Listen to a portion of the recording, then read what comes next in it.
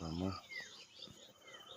Ito na nga pala yung sili nating labuyo, no, kaparmer. Ilalagyan na natin ng balag, kaparmer.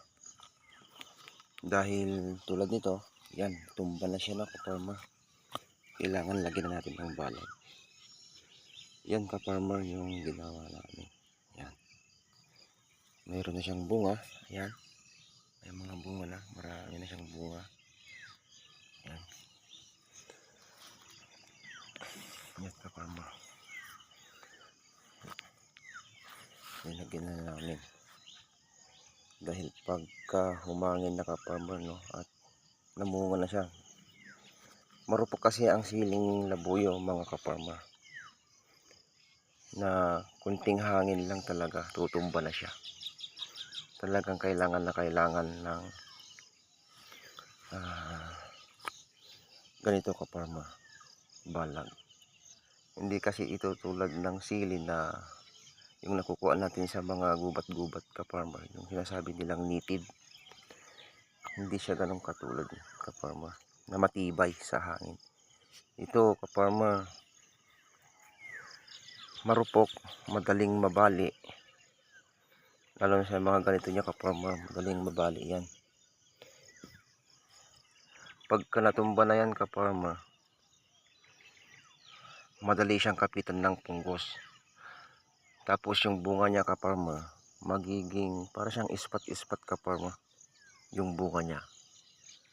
Ganun, kaparmer, ang mangyayari sa bunga kung hindi natin igaganito. Dahil kaya isang importante naman, kaparmer, sa siling labuyo, yung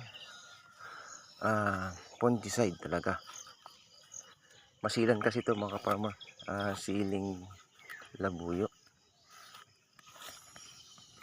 Dahil naranasan ko na, kaparmer, no? Yung ganun, hindi namin linagyan ng ganito. Naka-harvest din ako, kaparmer, pero doon sa 5 beses ako nag-harvest, meron nang lumabas na ganun, hindi ko alam kung ano yung tawag doon, no, kaparmer. Ispat-ispat na yung bunga niya.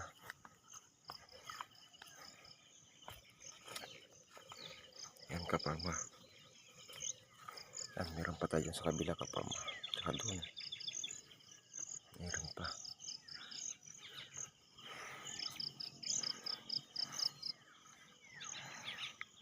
Okay na yung dahon, maganda.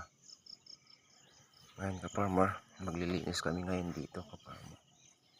Katapos namin linisan, a-applyan ko pa. Minsan, no, kaparmer. Pangatlong bisis ko na siyang applyan. Mamayang hapon, kaparmer, a-apply na namin ng abono.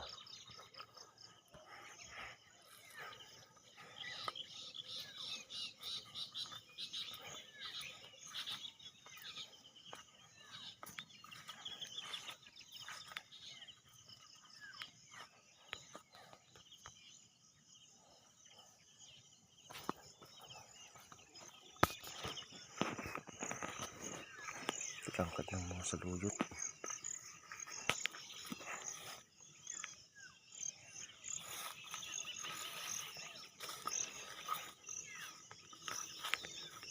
Yan, kaparmer.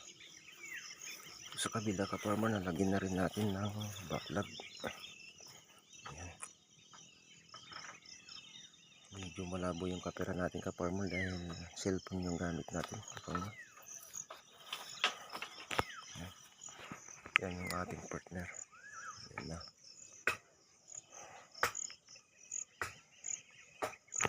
Yan sa susunod na vlog, kaparmer. Bye-bye lang ang ating channel. Maraming salamat.